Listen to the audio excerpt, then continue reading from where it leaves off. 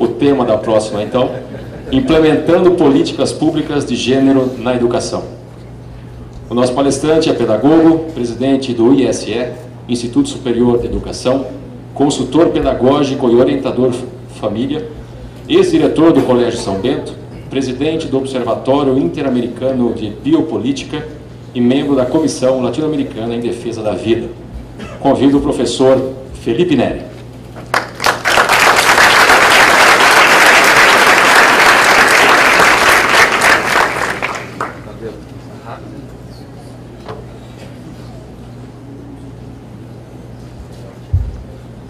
Boa noite a todos. Boa noite.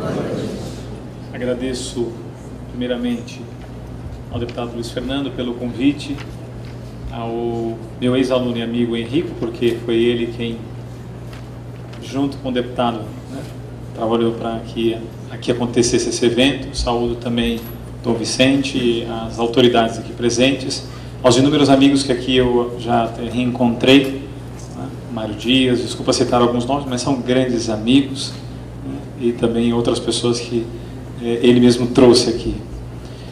Não foi dito aqui uma parte importante do meu, acho que o título mais importante: sou casado e pai de 5 filhos, né? 4 vivos. Então, isso eu e minha esposa sempre falamos.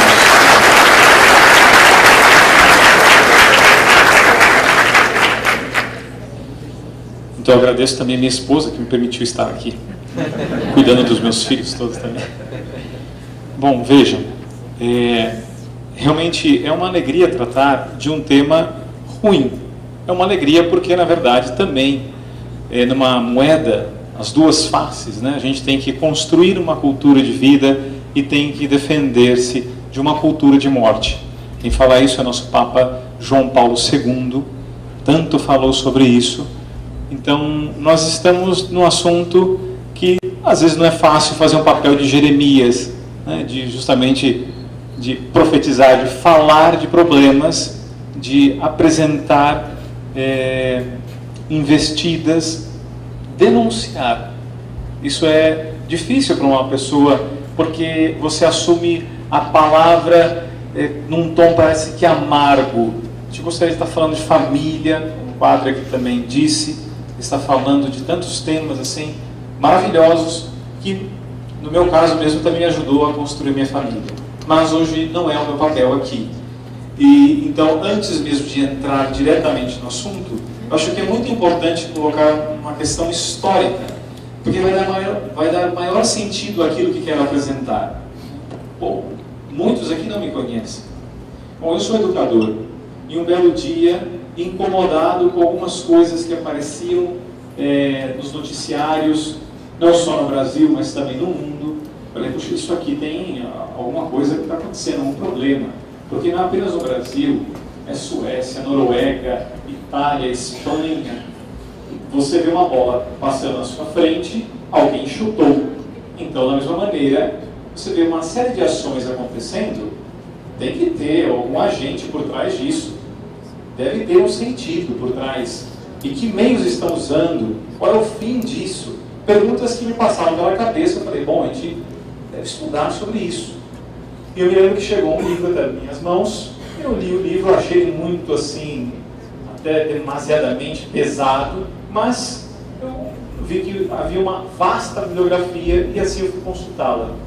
E pela primeira vez, então, trouxe uma pessoa para o Brasil, um grande amigo. O meu intuito, na verdade, era trazê-lo para poder aprender com ele. Dr. Jorge Scala é um renomado advogado argentino que trata do mesmo tema, ideologia de gênero. Traduzi o livro dele e publiquei no Brasil. O primeiro livro que trata sobre essa temática, ideologia de gênero. Então, o livro que hoje muitos conhecem por aí chamado Ideologia de Gênero no Brasil, fomos nós que publicamos. Por quê? Vendo o que ele apresentava, eu vi que havia um problema claríssimo acontecendo no seio da família, mas que a própria família desconhecia. Então, puxa, vamos entender o que está acontecendo aqui. Ele foi uma caminhada, até o momento em que eu percebi que havia necessidade de entender o que estava acontecendo dentro da educação. Sou professor. E quando entrei, e pela primeira vez assumi um cargo de diretor, no caso do Colégio São Bento, chegou uma série de materiais didáticos na minha mão e eu passei a analisá-los. Lembrei daquele fato que se conta de Dom Bosco, que por conta de um livro ruim, né, não valeria toda a obra dele se uma criança ali se perdesse. Dom Bosco diz isso e manda que todas as bibliotecas sejam revistas. Bom, eu fui olhar a biblioteca nossa, estava sumindo, então eu fiquei muito preocupado com isso. E eu fiquei assustado, porque eu falei, puxa, a coisa está muito ruim. Tanto é verdade que aqui tem uma professora, a professora Fernanda Tactani, professora de História, que nos conhecemos, levei ela para o Colégio de São Bento, melhor, ela chegou até lá e falei, puxa, é uma pessoa fabulosa, e via todo esse nosso empenho em fazer a coisa direito, justamente por responsabilidade para com os pais. Então aqui, nessa introdução, o que eu queria dizer é o seguinte: para entendermos essa problemática, a gente tem que começar com essas perguntinhas.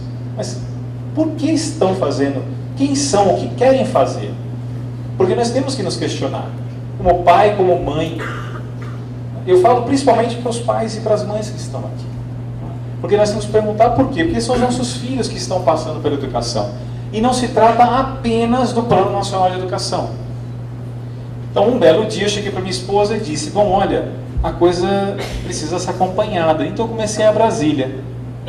Nunca me candidatei a nada, como disse ao deputado, nem sou afiliado a nenhum partido, mas eu falei, precisa acompanhar esse negócio. E comecei a perceber uma série de projetos ruins que estavam tramitando dentro da área da educação contra a família. Hoje, senhores, contra a família tramitam no Congresso Nacional 212 projetos. 212. Então imagina os senhores, dona de casa, né, um pai de família e tal, vai acompanhar uma coisa dessa? Não consegue imaginar o que seja, os projetos que ali estão escritos ali. Então eu não gosto de apresentar assim coisas, quer dizer, nunca fiz isso, né?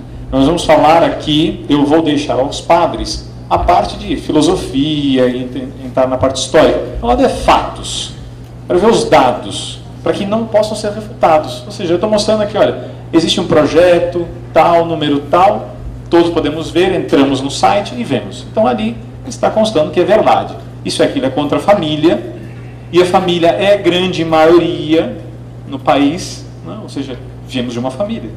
Então, a primeira coisa é, se vemos que é absurdo, temos que nos manifestar. O meu papel, justamente, ao ir a Brasília, com tantos outros amigos, era justamente fazer chegar aos deputados a voz de muitos que não estão lá, que nem estão sabendo. Então, nós já fazemos esse trabalho há muito tempo. Tem pessoas dos nossos grupos que estão desde 1991 em Brasília. Justamente fazendo o quê? Defendendo família. Defendendo família. E jamais foram políticos, esses senhores que lá cuidam desses projetos. Então, eles são os silenciosos que muitas vezes defenderam a família e que impediram, obviamente com o auxílio de muitos deputados, alertados, esclarecidos de que aquilo era contra a família. Então, termina nessa parte histórica, para que possa entender que eu estou falando como um pai aqui, como um educador. Então, o que me chamou a atenção era toda essa loucura, essa sanha contra a família. Então, ideologia de gênero. Eu não sei o que é uma ideologia. Uma palavrinha bem simples para se entender. É manobrar. Manobrar as pessoas. Ideologia, que é manobrar. Que é justamente, não é mostrar a verdade. É vencer sem convencer. E no caso de gênero, por quê? Porque a palavra gênero, qualquer um que eu já perguntei isso muitas vezes, o que é gênero para você? Bom, gênero humano, gênero masculino e feminino. Então, quando a gente fala ideologia de gênero, às vezes tem um creque na cabeça, entendeu? Não estou entendendo, o que eles estão falando aqui então? Justamente porque essa palavra foi raptada, foi alterada. Nós estamos diante de uma guerra de linguagem. Vou dar um exemplo concreto. Quando falamos aborto, todos entendem. Em 1952, o termo se chamava controle populacional. Em 1990, é uma longa história do aborto. Em 1990, se muda o nome para direitos sexuais e reprodutivos da mulher. Nunca ouvi falar disso. Mas esse é o nosso campo de estudo. Eles mudaram justamente para entrar com aborto com essa terminologia, direitos sexuais e reprodutivos da mulher. Hoje se fala, a partir de 2012, na verdade, de política de redução de danos. aborto inseguro. Então confunde a nossa cabeça, porque é uma guerra de linguagem. Altera-se a palavra. Então, aqui a palavra gênero acontece o mesmo. Quando nós estamos falando de gênero, tanto dentro do plano nacional, como em outros projetos que estão tramitando contra a família, é num outro sentido. Qual o sentido que está se tratando? Negando um dado biológico, que os senhores homens nasceram homens e as senhoras mulheres nasceram mulheres. É esse dado que está se negando. Ah, mas o senhor é contra... Não, filho, nós estamos tratando disso. É um dado biológico, senão você rasga os livros de biologia. As crianças estão dentro do colégio, não podem aprender isso. Então, é este o dado. Podemos negar uma evidência. Uma repórter de uma mídia qualquer, lá em Brasília, em que fonte o senhor está baseado? Eu olhei para ela, na evidência. Eu estou olhando para a senhora é uma mulher. E eu sou um homem. Basta. Mas qual é a sua fonte? A fonte são os meus olhos. Eu estou vendo uma mulher, eu sou um homem. Mas isso pode não ser como uma construção social? Eu falei, olha, minha senhora, aí realmente é fazer maquinaria na nossa cabeça mesmo, né?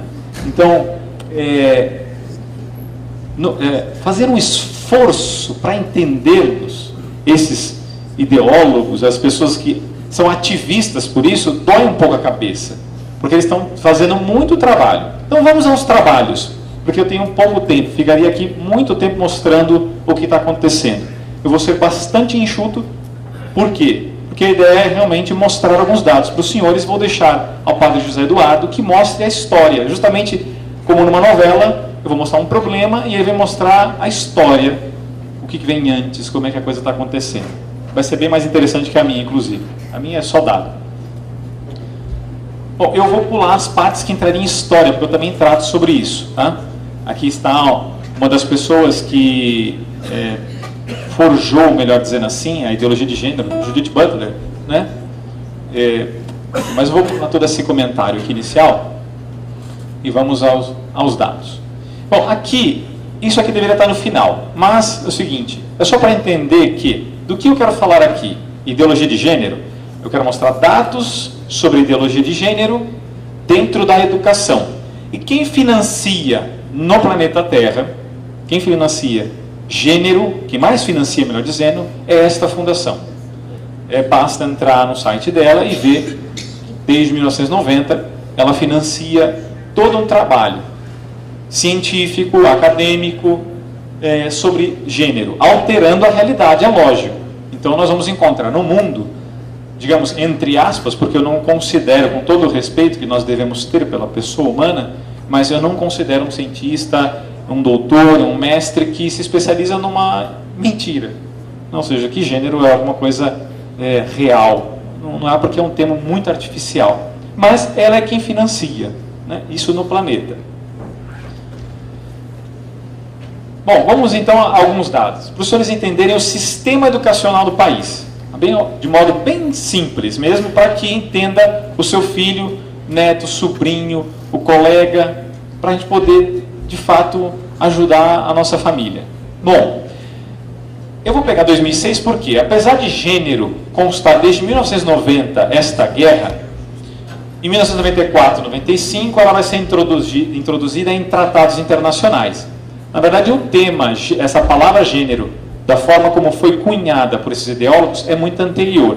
Mas, aqui no Brasil, ela começa a entrar, vigorar com esse novo conceito, mais fortemente, por volta dos anos 2003, 4, 5 e 6, são os primeiros projetos para professores para as escolas. Esses dois projetos, saúde e prevenção nas escolas. Qualquer um dos senhores, quando ouve a palavra saúde, prevenção nas escolas, vai pensar uma coisa boa. Então não vai saber como é trabalhado dentro do colégio. Gênero e diversidade na escola.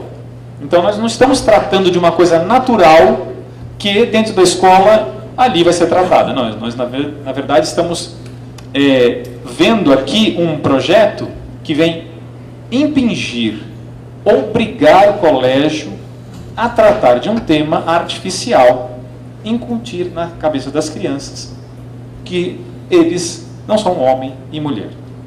Isso em nome de lutar contra preconceitos, discriminação, etc.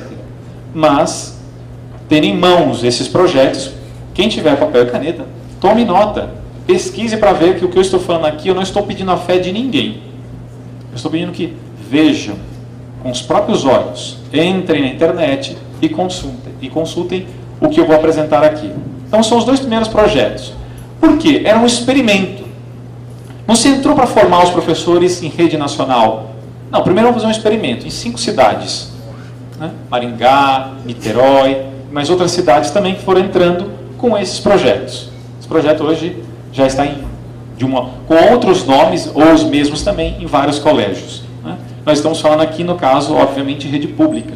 Né? Não foi levado à rede particular. Mas são os primeiros projetos. Então, eu não vou comentá-los, apenas para dizer que foi o experimento para levar a temática gênero para as escolas. Obviamente, algum grupo de pessoas foi treinado para levar essa temática. Aqui, só para citar, MEC, a Unesco, a Unicef, da Criança Esperança, né, que tão conhecido, né, Fundo de População das Nações Unidas, são os criadores desses projetos. Eles não foram preparados exatamente aqui no Brasil, né? Obviamente foi com o auxílio do MEC também. Aqui, então, eu ia perguntar quanto tempo eu tenho, só para eu ter noção. 25. Perfeito. Desculpe a mania de professor, tá? Para saber se é direitinho aqui. Vamos lá, então. Aqui tem um caderno, que é só para exemplificar o seguinte. Primeiro, programas. Agora vamos produzir material para os professores. Justamente porque assim nós vamos convencer os professores. Então, aqui está em 2007, um exemplo aqui de SECAD, né? Secretaria de Educação Continuada, Alfabetização e Diversidade, se eu não me engano é a letra D. Quem produz material? Gênero e diversidade sexual na escola, reconhecer diferenças e superar preconceitos. Obviamente ninguém entre nós fala, não, eu sou a favor da discriminação. Então quando você já vê esse tema, né, obviamente já aceita e não sabe o que vem dentro do pacote. Então aqui é uma maneira de entregar o material. Esse aqui é um exemplo apenas de dezenas, de centenas de materiais produzidos que os professores foram recebendo. Tá? Quem é professor aqui, não sei se já teve acesso, eu tive acesso ao material e vi o que contém nele. Em 2008, então, estamos seguindo aqui os anos, né? Começamos em 2006. Em 2008, o primeiro investimento, aqueles projetos, eles dão um salto de qualidade, vamos dizer assim, para eles. Então, eles saem de um programa e de materiais produzidos para investir na universidade. Por quê? Porque a questão é curricular. Então, os professores, eu tive na minha faculdade, quando cursei pedagogia, eu tive que cursar a temática diversidade sexual, né? Diversidade de gênero. Muito bem, não vou nem falar o que eu estudei sobre essa temática, porque eu sempre resumo falando assim, tive que engolir sapo com sal, com ketchup, com tudo e tal. Na verdade, porque é distorção demais da realidade. Então, dói a cabeça, né? Mas o investimento, e esses dados são públicos, né? Vocês podem até consultá-los, jogando até as palavras, como eu coloco, é de propósito, para que joguem no Google e encontrem. Então, 9 milhões para 13 mil vagas, em 19 universidades que a princípio tinham sido escolhidas, e que iam começar com um grupo de professores. Logo em seguida, ano 2009, outro investimento do MEC, em 2010 também um novo investimento.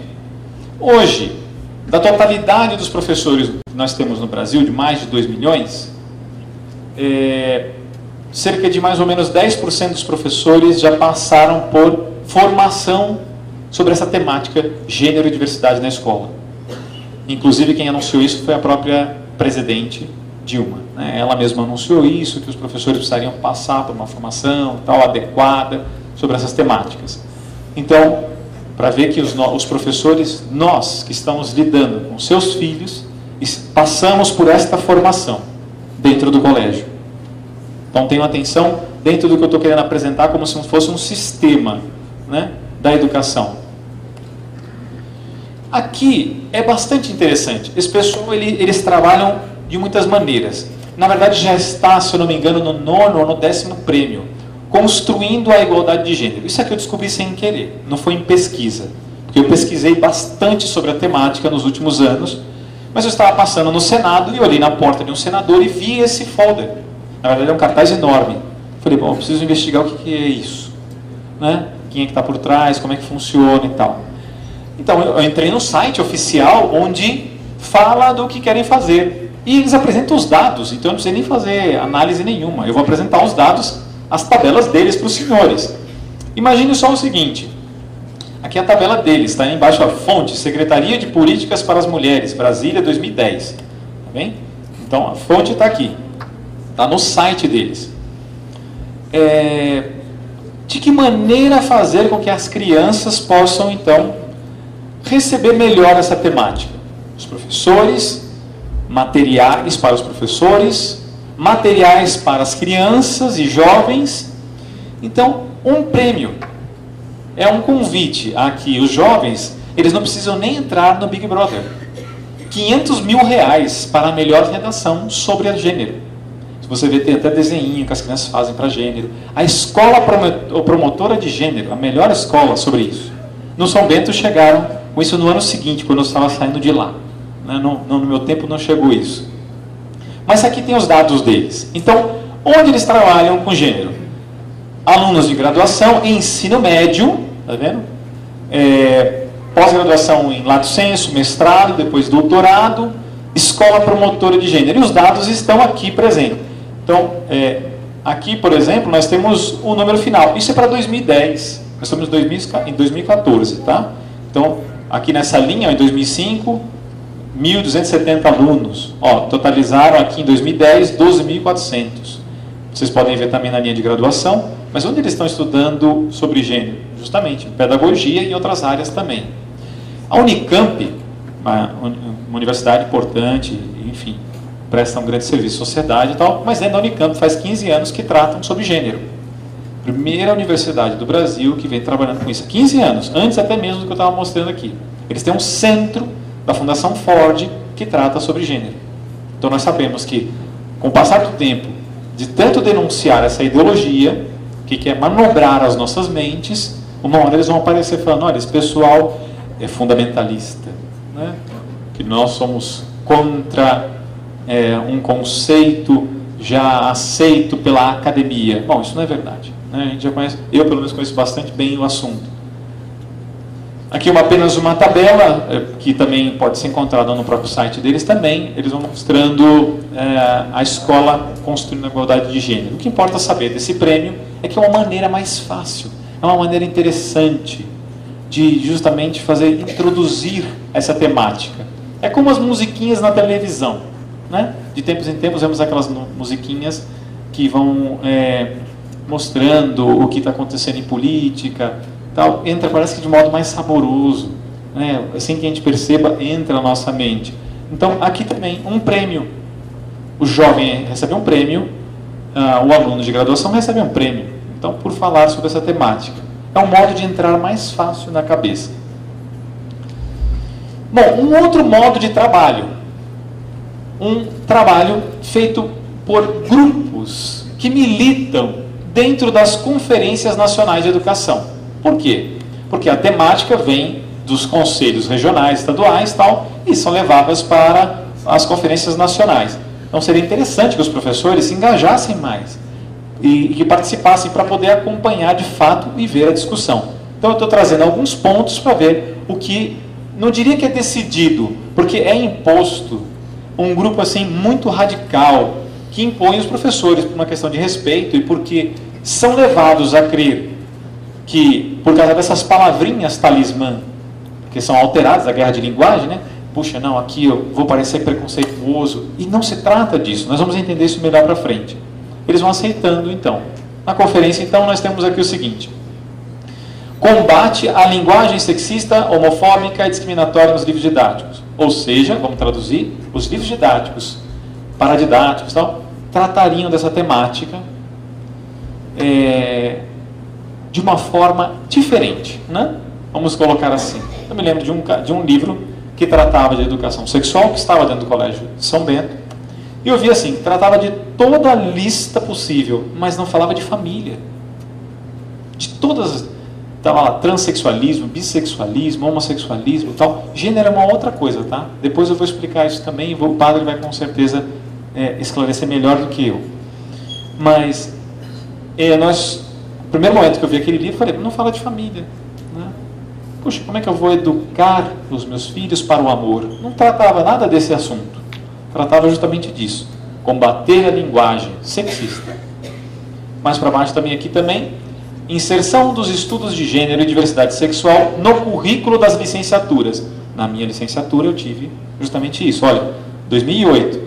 Dá para ver que ali eles estavam conseguindo colocar nas licenciaturas como agora já existe. Principalmente para quem faz pedagogia. Aqui, alguns pontos que queria chamar a atenção. Aqui eu mostro o dado para que possa jogar na internet. Eixo 6, Justiça Social, Educação e Trabalho, Inclusão, Diversidade, Igualdade, do qual fazia parte o tema Gênero e Diversidade Sexual, contemplando em 25 deliberações a questão de gênero. Então, olha, construção de uma proposta pedagógica, 2010, PNE em 2014. Então, esse negócio de 2010, ou quer dizer, do PNE, isso aqui já está sendo pensado faz bastante tempo. Como tornar uma proposta pedagógica, mas não para um colégio, para a educação do nosso país. Tá bem? Aqui o que é importante é criação de grupos de trabalhos permanentes nos órgãos gestores de educação dos diversos sistemas para discutir, propor e avaliar políticas educacionais para a diversidade sexual e relações de gênero, compostos por representantes do poder público e da sociedade civil. Então, aqui o que eu queria chamar a atenção é apenas aquele tema de ter, digamos, eu vou usar o termo agentes, né? Porque estão dentro dos meios do Ministério da Educação, diretoria de ensino, dentro dos próprios colégios, pessoas que trabalham para esta ideia. Eles acreditam nisso e trabalham por esta causa. Bom, vamos sair um pouquinho do sistema para poder dar um voo na história, para poder mostrar uma coisa para os senhores. Mas só um repasse, que é mania de professor. Dentro do sistema educacional, material didático para professores, material didático para alunos, programas dentro das escolas, a temática dentro da licenciatura, ou seja, o professor, eu não falei aqui, mas quando se investiu em 2008 em 19 universidades, como foi isso? Em pós-graduação de lato sensu, 240 horas, ensino à distância só sobre diversidade sexual e gênero. Então, não é uma coisa natural, ou seja, vem se colocando dentro do sistema educacional e se impingindo à sociedade esta temática, com muito empenho. Mas, interessante foi que numa noite de pesquisa, eu não costumo assim, ir muito longe estudando de noite, não precisa descansar. Mas aquele dia eu fui encontrando atrás bibliografia e outra bibliografia, e mais outra, e por conta própria cheguei a esse documento, porque tinha uma citação, e abri esse documento. Um documento da Organização Mundial da Saúde. Falei, mas o que tem a ver isso aqui com gênero? Então, Programa de Saúde dos Adolescentes, Divisão de Saúde da Família. Muito bem. Na página 41, eu encontrei uma citação que me chamou a atenção. Eu li o documento inteiro, por isso aquele dia eu fui até quase 6 horas da manhã estudando, por conta própria, que falava o seguinte, aqui dentro, aqui está até o link, e está lá o nome, eu citei para que possa jogar no Google também e encontrá-lo, ele está lá dentro do site da OMS até hoje, que o termo desvio sexual é pejorativo. 1993, documento da OMS. Desvio sexual é um termo pejorativo. Deveria ser mudado. Ele fala cambiado para variação sexual. Então, de desvio para variação. Tá? Então, vamos ver, em 1993, a OMS apresentando as variações sexuais que eram desvios sexuais até 1993. E detalhe, aqui embaixo não significa necessariamente, enfim, na verdade, resumindo aqui, tudo que está falando é que não necessariamente são nocivas a lista que ele vai apresentar. Então, na lista que aqui nós temos, vejam que interessante, é a página seguinte, página 42, sadomasoquismo, transexualismo, voyeurismo, exibicionismo, fetichismo, transexualismo, pedofilia. São 16 tipos de orientação sexual. Para adolescentes é o documento. Adolescentes, senhores. Então, aqui eu não fui eu que escrevi o documento. É só entrar na internet, os senhores vão encontrar. Em nenhum momento fala de família. Tá? Então, quando a gente percebe o que está acontecendo na sociedade, a gente tem que procurar entender. Senão nós vamos sendo levados como gato. Ou seja, nós estamos criminando. Não, vamos entender que estão fazendo alguma coisa para silenciar a família, que ela não seja família, e que não se trata em nenhum momento de hostilizar uma pessoa que você já está inclusive contra. Não se trata disso, mas também que não se imponha a família. Aqui é o ponto. Que não se imponha a família. Porque a criança, imagine uma criança com 6 anos de idade recebendo um material como esse. Como é que ela vai discernir isso? Mas professor, com certeza não é para 6 anos de idade. Pena que eu não fotografei o livro aqui, mas eu tenho um para mostrar aqui para os senhores no final. Né? Um livrinho, na verdade são centenas de livros que eu já xeroquei para poder mostrar. No São Bento tinha um livro para crianças de 6 anos de idade, de uma editora X, né? Que mostrava lá no final um jogo das diferentes configurações das famílias. Para crianças de 6 anos de idade, um livro de história. Né? E mostravam todos os tipos de família, que assim eles entendiam que era família. Né? Contrário à Constituição, contrário à evidência, contrária à filosofia, à antropologia, qualquer ciência. Né? Mas aqui tem uma prova, uma das que eu poderia citar também. Né? Os manuais que são produzidos, interessante saber isso, os manuais são produzidos que tem no colégio, né? Aqui é um exemplo deles, esse aqui foi muito famoso, foi muito combatido por muitos movimentos pró-família e tal, né? Saúde e prevenção nas escolas, que eu citei lá no início. O que se pretende com isso daqui? Quais são as ideias de fundo, né? Que cada aluno possa elaborar sua própria moral sexual, diferente dos seus pais. Não dá para citar para os senhores, porque eu fico envergonhado mesmo, assim. E não é questão de ser puritano nem nada, é que é muito ridículo o que está escrito ali dentro. Sabe, fazendo como... Ele fala para os meninos fazerem um jogo, chama os colegas, vejam que os pais não estão presentes e façam tal prática. Induzindo, impondo, não tem reflexão. É o que está escrito naquele manual ali. Tá? Se quiserem, ele está na internet, é só baixá-lo e ver o que está escrito. Estava para os filhos dos senhores, se estavam em rede pública. Os colégios particulares entram se o diretor não estiver atento e quiser colocar esse tipo de programa. Há muitos tipos de união sexual, todas de idêntico valor social. Não vou nem explicar isso. Porque é impossível tratar disto. Família é família, homem e mulher, claríssimo. Né? Não há desrespeito nenhum ir favorável à fisiologia, à anatomia, à biologia humana. Se não, senhores, para que temos universidades? Né? Pergunte a um médico, pergunte a um farmacêutico, pergunte a um biólogo sobre o corpo humano, né? E como fomos feitos um para o outro. A complementariedade entre os sexos. É negar algo básico, e esses manuais vêm justamente fazendo isso. Bom, eu não vou entrar em todos os pontos que aqui queria citar, né? Dissociar sexo de compromisso, chamado sexo seguro, né? Por exemplo, me desculpem citar um dado aqui, mas eu fiquei bastante chocado, né? 2 dias atrás se falou na televisão um chamado rolezinho do sexo, que houve em São Paulo. 700 jovens se drogaram e fizeram sexo num parque, à luz do dia. E as autoridades não tomaram providência nenhuma. É um absurdo uma coisa dessa, isso é uma desordem social. Né? São jovens, ou seja, o que estava acontecendo ali. E é justamente isso. E a reportagem falava, os agentes sociais de saúde estavam lá entregando camisinha. Não, isso é um absurdo. Se a gente não enxergar desse modo, nós não podemos ficar insensíveis a uma pessoa que se acidenta na nossa frente. E não podemos ficar insensíveis à família e aos jovens.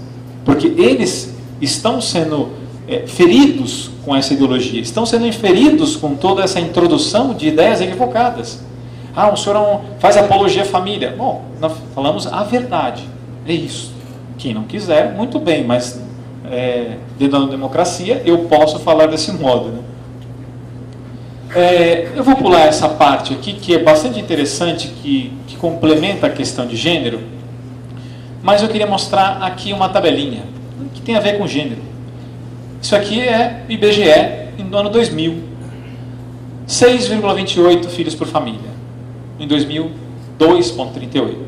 Aqui embaixo, aqui no Brasil, 1,9, IBGE de novo, para 2010, né?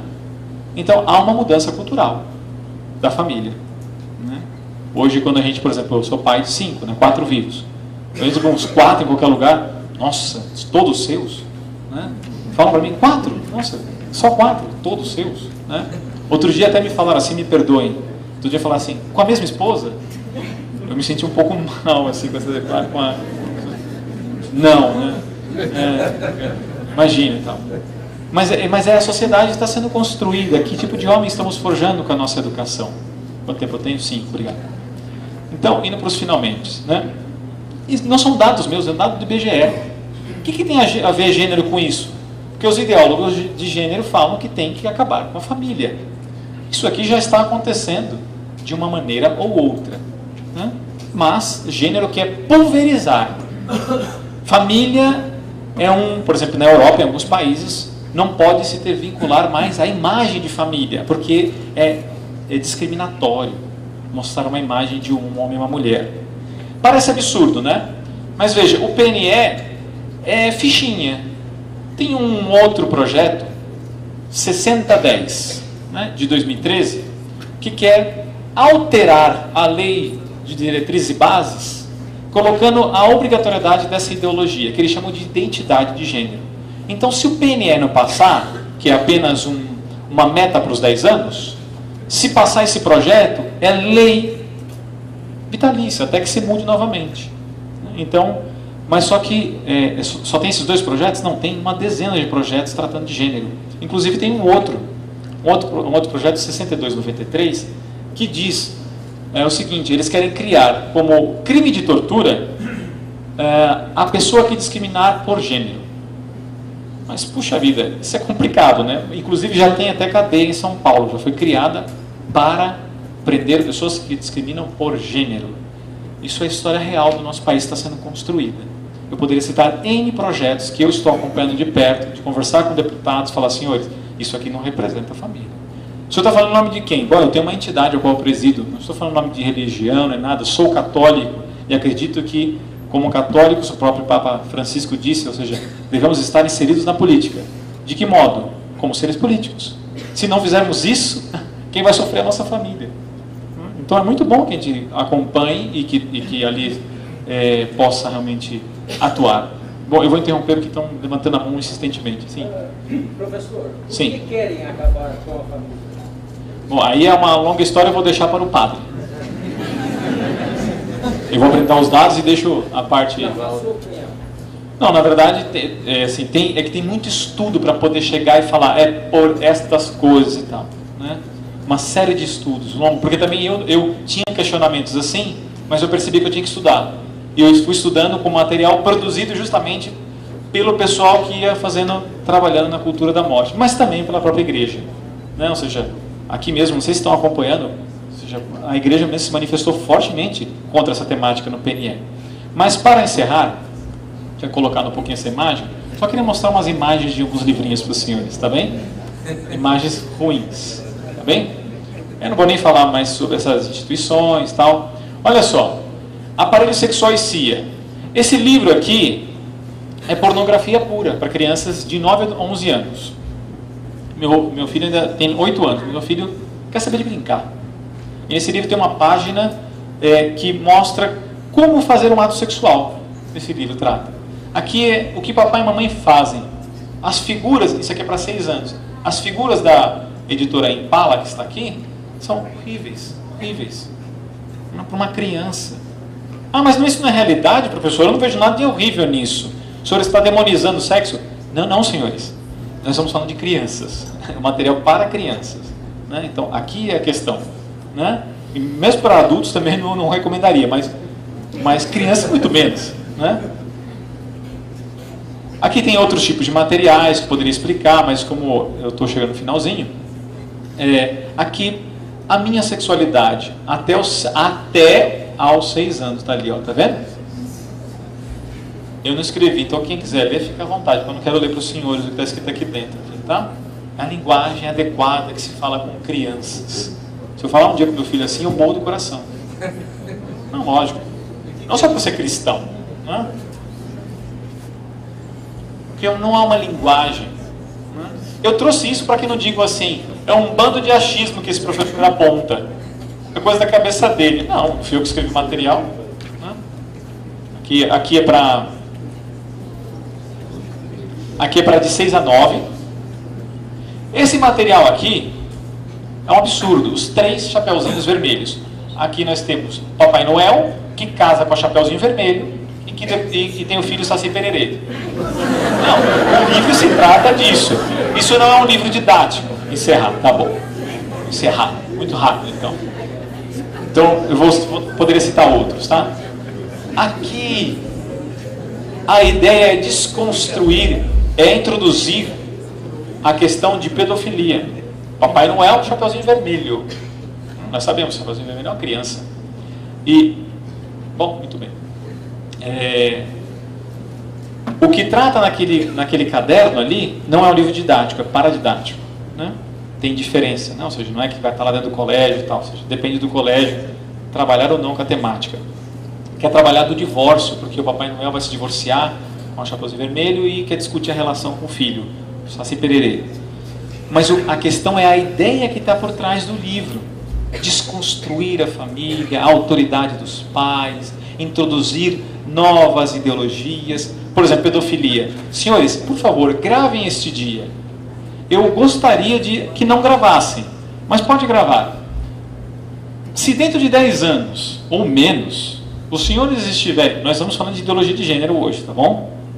Aborto, sei lá, a gente está ouvindo tudo que está tentando fazer favorável ao aborto.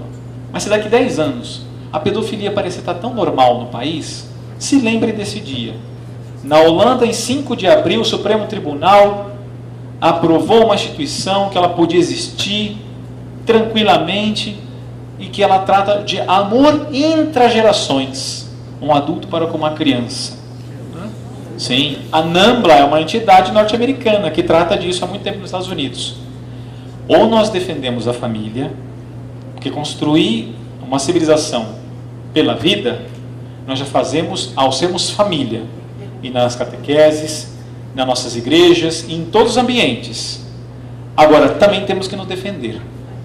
Eu lembro que o Papa João Paulo II, e termino com esta frase dele, artigo 28 do Evangelho Vitae: estamos não somente diante, mas dentro, né, de uma luta entre o bem e o mal, a cultura da vida e a cultura da morte, e que todos devemos estar decididos pela vida.